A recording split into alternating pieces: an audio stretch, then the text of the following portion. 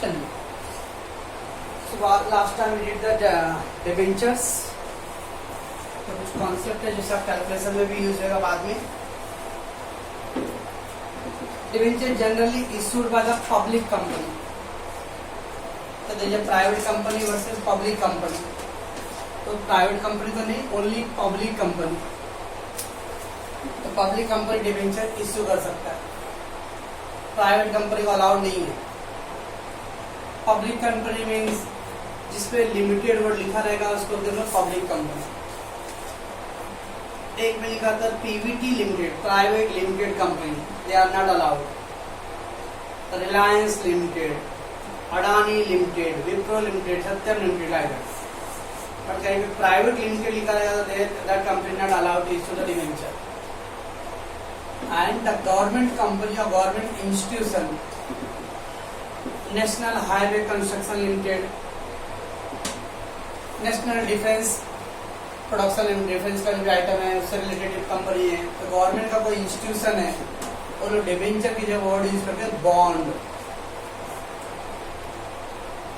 तो debenture and bond unanimously same है, खाली फर्क इतना है कि public company debenture word use करता है और गवर्नमेंट की इंस्टीट्यूशन जो है बॉन्ड यूज करता है।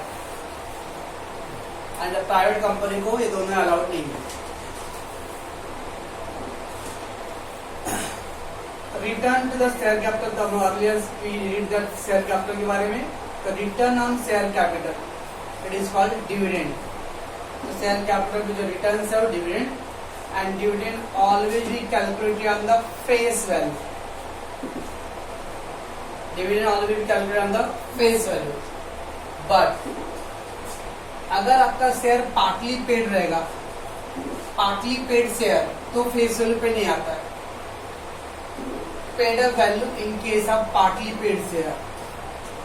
अगर आपका शेयर एग्जाम्पल ऐसा दिया रहेगा 10,000 शेयर ऑफ ₹10 each,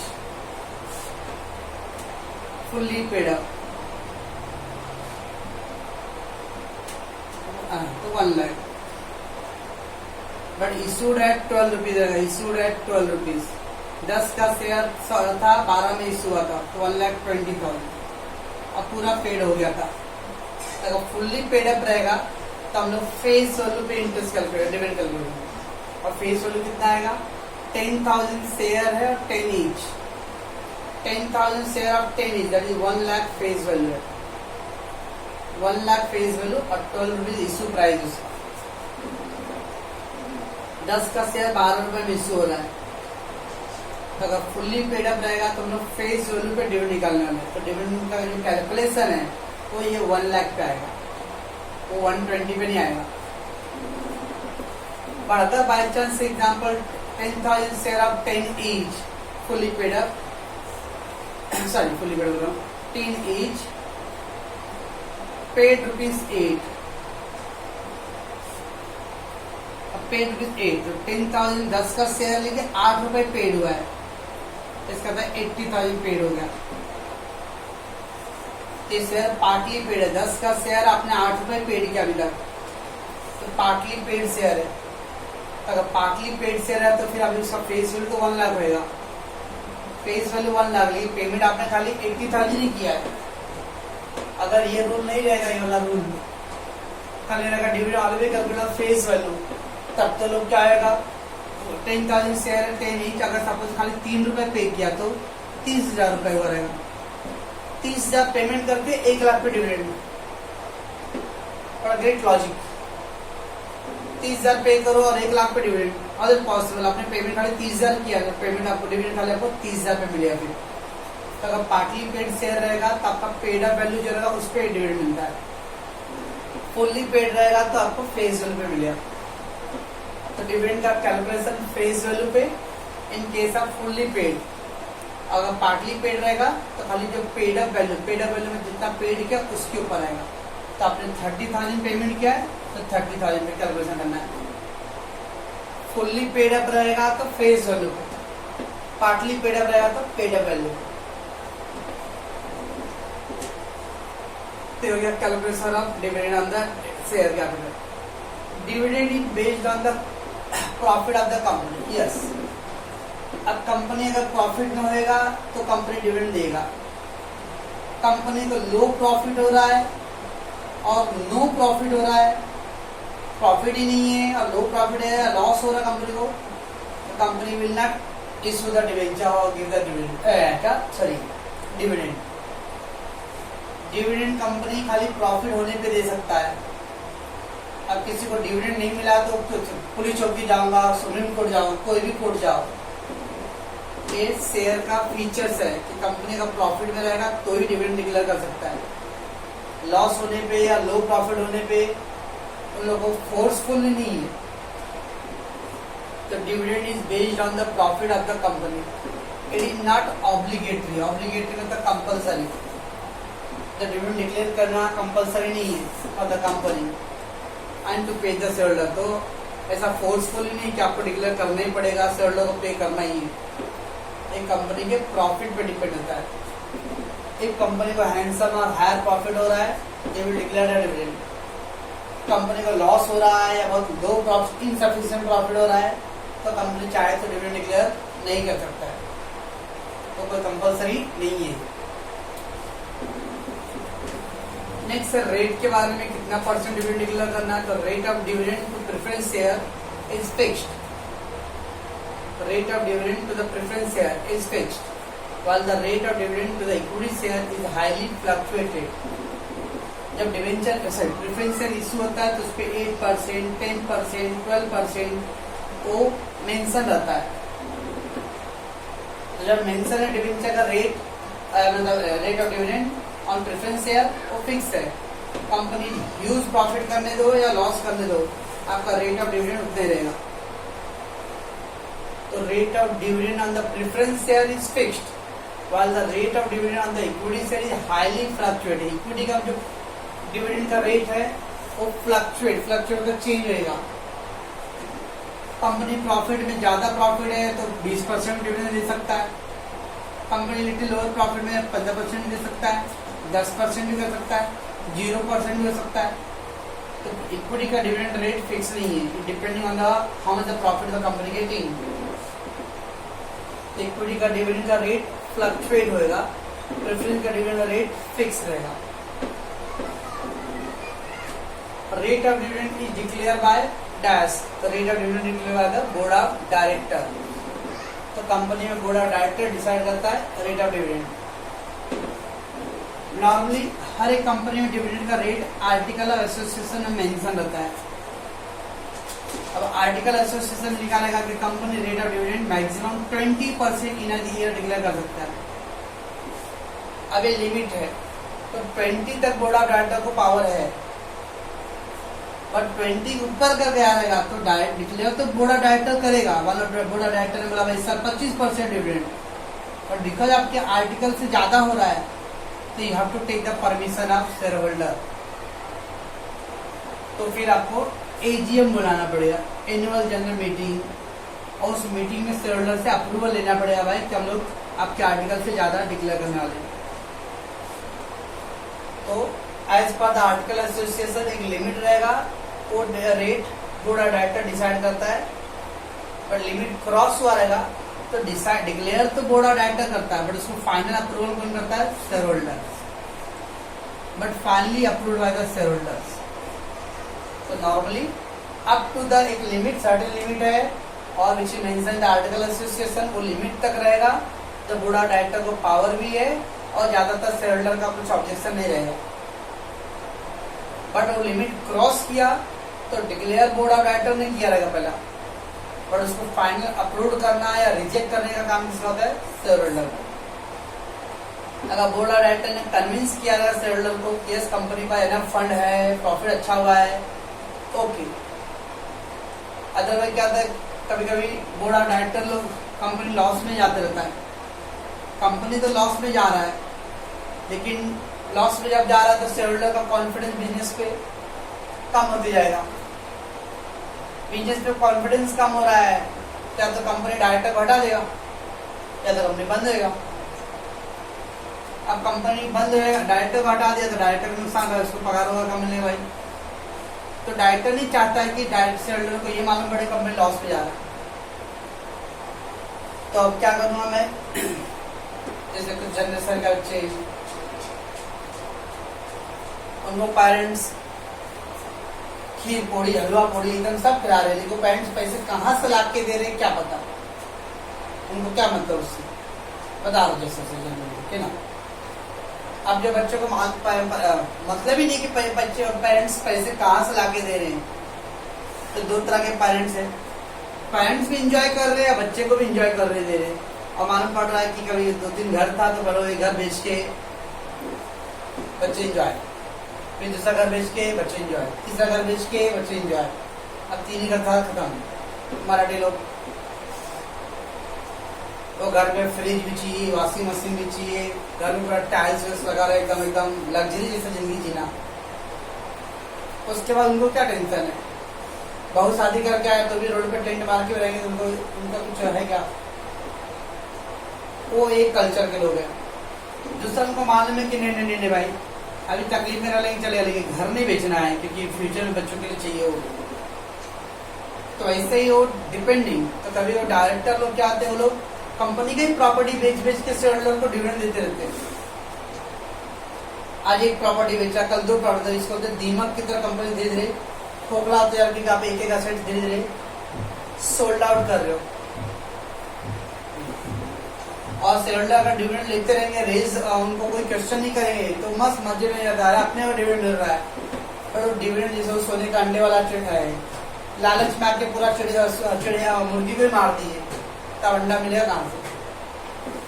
तो वैसे आने बहुत सारे ऐसे डायरेक्टर से देखते हैं कि अगर लिमिट से ज्यादा डिविडेंड आ रहा है तो भाई कंपनी में प्रॉफिट हो रहा है कि कंपनी का आप असेट बेच के प्रॉफिट डिविडेंड दे रहे हो, दैट्स वो रूल रखा गया है। तो डिविडेंड डिक्लेयर करने का काम है बोर्ड ऑफ डायरेक्टर का, बट इसको फाइनल अप्रूवल देने का काम है शेयर होल्डर का। ये तो था डिवेंचर शेयर के ऊपर। Return on debentures is called interest. Share पे जो रिटर्न है वो डिविडेंड का, डिवेंचर बॉन्ड पे जो रिटर्न होता है उसको डिविडेंड सर इंटरेस्ट। और सेम इसका भी वर्डिंग वैसे ही है, interest is calculated on the face value और paid up value in the case of partly paid. Fully paid रहेगा तो फेस वैल्यू पे, और पार्टली पेड होता है तो पेड अप वैल्यू पे कैलकुलेशन रहेगा। पर एक जो है भी फर्क है, शेयर के ऊपर डिविडेंड रेट, डिविडेंड जो था वो प्रॉफिट पे डिपेंड करता है। डिवेंचर पे इंटरेस्ट का जो रेट है वो कंपनी को देना ही है, चाहे आप लॉस में जाओ चाहे कुछ भी हो, because the debenture holder is the creditor of the company. तो rate of return on the debenture is always be fixed and it is obligatory for the company to pay the debenture. Obligatory मतलब compulsory the debenture pay करना, irrespective of the profit or loss of the company। Company profit में जाए, loss में जाए, कुछ भी जाए, उससे उससे मतलब नहीं, आपको रेगुलरली इंटरेस्ट पे करना है। तो ये सब था basic point of the dividend calculation and interest calculation का। अब आपके मोबाइल पे कुछ इंट्रोडक्टिव चीज आ रहेगा, उधर पे मिला है तो देखिएगा, नहीं तो हम लोग श्री उमेश बाबा का कथा सुनेंगे।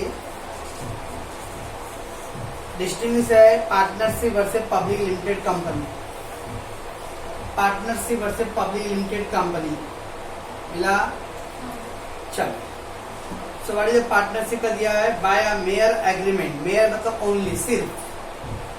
पार्टनरशिप फॉर्म होता है by agreement between the 2 or more partners।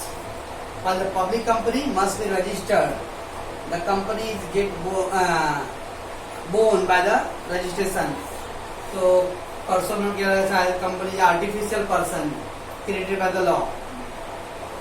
तो public limited company is registered, then after they create. Partnership create करने के लिए खाली आपको एग्रीमेंट करने हैं। गवर्निंग एक्ट इंडियन पार्टनरशिप 1932 और पब्लिक लिमिटेड कंपनी के लिए पहले 1956 था, अब उसको अमेंड करके 2013 में नया एक्ट आ गया था, तब हम लोग 2013 ही बोलेंगे। पार्टनरशिप में मिनिमम 2 पार्टनर, आप लोग का जब 12th में था तो शायद maximum 20। In case of banking 10 partner और ऑर्डिनरी बिजनेस के लिए 20 पार्टनर। बट अब एक इसको भी अमेंड करके इसमें मैक्सिमम पार्टनर का जो रूल है वो 50 रख दिया गया है। तो मिनिमम 2 पार्टनर है and maximum 50 partner in the partnership, while the public company minimum 7 partners है and maximum unlimited है। Dependent existent, no dependent existent apart from the partner, no dependent or not independent। तो normally खाली partner लोग ही है, इसमें किसी और पे डिपेंड होने की जरूरत नहीं है। एज लॉन्ग एज पार्टनर लोग का रिलेशनशिप एग्जिस्ट हो रहा है, द पार्टनरशिप गेट कंटिन्यू। एक बार पार्टनर लोग में WWF हो गया, डिस्प्यूट हो गया, तो पार्टनरशिप गेट कोलैप्स, बंद। For the public limited company existence distinct from the member, yes, public limited company में exist distinct मतलब डिफरेंट। मेंबर रहे ना रहे, कंपनी फॉरएवर रहेगा, बिकॉज इसमें जो ओनर होता है वो मेंबर लोग हैं, लेकिन जो ड्राइवर है कंपनी चलाने के लिए वो बोर्ड ऑफ डायरेक्टर होता है। तो अगर मेंबर को कुछ हो गया तो board of director will continue business, और मेंबर क्या आएंगे, उनके जो लीगल हेयर और वारिस और नॉमिनी है वो हो जाएंगे। अगर डायरेक्टर को कुछ हो गया तो मेंबर लोग मिलकर नए डायरेक्टर को अपॉइंट कर देंगे। इसका तो कंपनी पे कोई फर्क नहीं पड़ने वाला। Then changes may be dissolved on the death, retirement, insolvency of partner. Yes, partnership अगर कोई पार्टनर डेथ हो गया, रिटायर हो गया, इंसॉल्वेंट हो गया या लॉनेटिक हो गया, लॉनेटिक मतलब पढ़े थे हम लोग लॉ में, अनसाउंड माइंड, दिमाग से थोड़ा चकरा गया है, तो पार्टनरशिप बंद हो सकता है। पब्लिक कंपनी में इसका कोई फर्क पड़ता नहीं, कंपनी चलता रहेगा। और ऐसे भी अरे कंपनी क्या आर्टिफिशियल पर्सन है, नेचुरल पर्सन है तो उसका डेथ होएगा, आर्टिफिशियल पर्सन है तो फॉरएवर चलेगा। नो इफेक्ट ऑफ डेथ और etcetera any member perpetual, perpetual successor मतलब long life, company always having the long life. Liability, liability of partner is normally unlimited होता है। अनलिमिटेड लायबिलिटी मतलब if the business का property कम पड़ता है तो आपको अपना पर्सनल प्रॉपर्टी यूज करना पड़ेगा। द पार्टनर से always having the unlimited liability. आपने लायबिलिटी लोन ले लिया 20 लाख का और अपना खुद का भी पैसा, ओनर कैपिटल जो था वो 10 लाख डाल दियो, 30 लाख रुपए हो गया फंड। 30 लाख से आपने 5 लाख का मशीन खरीद लिया, वैसा कर करके बिजनेस डाल दिया, तो बैलेंस शीट कैसे टैली होगा? तो 20 लाख का लायबिलिटी, 30 लाख का लायबिलिटी, 30 लाख का असेट मिलेगा।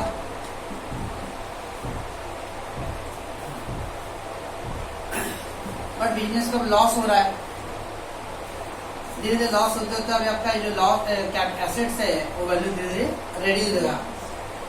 बिकॉज जब प्रॉफिट होता है तो मेरा कैपिटल और असेट्स इंक्रीज होता है, और लॉस होगा तो मेरा कैपिटल और असेट्स क्या होगा? डिक्रीज होगा।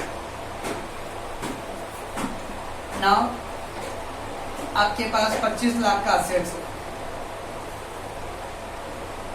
और जब आपने 20 लाख का लोन लिया था उस पे इंटरेस्ट करते करते 35 लाख हो गया। 4-5 साल में पेमेंट ही नहीं किया भाई, और भी लोन लीजिएगा तो अब असेट 25 लाख का और लायबिलिटी 35 लाख का लोन। अब उन लोगों को पेमेंट करना है तो अब अगर पूरा असेट बेच भी देता हूँ मैं 25 लाख रियलाइज करूंगा, लेकिन लायबिलिटी लोग को देना है 35 लाख, पीछे नॉट पॉसिबल, 10 लाख का शॉर्टेज है, तो 10 लाख रुपये मुझे पर्सनल लाइफ से लाना पड़ेगा, तो सारे पार्टनर लोग को अपन लाना पड़ेगी। That's why it is liability unlimited. तो पार्टनरशिप का लायबिलिटी अनलिमिटेड है, while the members liability normally limited, क्योंकि कंपनी में क्या लायबिलिटी जितना आपका शेयर का वैल्यू है उतना ही देना है, उसके बियॉन्ड 1 रुपया भी नहीं देना है। तो liability of public limited company is limited. Capital contributed to the partner in the agreed ratio, कितना कैपिटल लाना है तो जो भी पार्टनर लोगों का प्रॉफिट से रेशियो रहेगा, जो उनके बीच में एग्रीमेंट होगा उसके हिसाब से।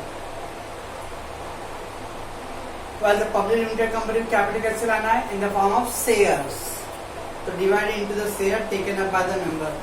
अगर आपने 500 शेयर खरीदा तो 500 शेयर का वैल्यू दो, 1000 शेयर खरीदा तो 1000 का वैल्यू दो, जितना आप शेयर खरीदते उतना कैपिटल को पे करना है।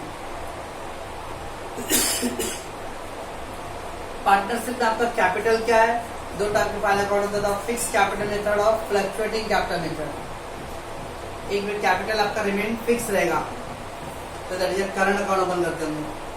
और एक होता है फ्लक्चुएटिंग कैपिटल मेथड, जिसमें आपका कैपिटल अप्स एंड डाउन होते रहते हैं, that is called only capital account method.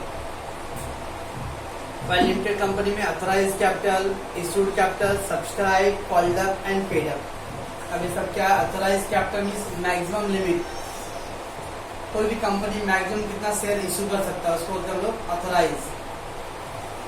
Then issued and subscribe, तो उसका मैं बाद में अलग से आता है। इशू मतलब सेल, सब्सक्राइब मतलब परचेज, कॉल्ड अप मतलब कंपनी ने कितने पैसे का डिमांड किया रहेगा, एंड पेड अप मतलब फाइनली कितना कंपनी ने पेमेंट किया रहेगा। तो मैं उसका एक चार्ट अभी दे रहा हूँ उसके बाद। देन क्या? Transfer of share, consent of all the partner required for the transfer of share by a partner. ABCD business start किए, ABCD 2 लाख 2 लाख 2 लाख 2 लाख। 4-5 महीने होने के बाद डी को लग रहा कि मेरे को नहीं जम रहा है यार ABCD के साथ, और डी बोला भाई मेरे को क्विट करना बिजनेस से, मेरे को छोड़ना बिजनेस को। इस दुनिया में भाई इनकमिंग काउंटर है, इसको छोड़ के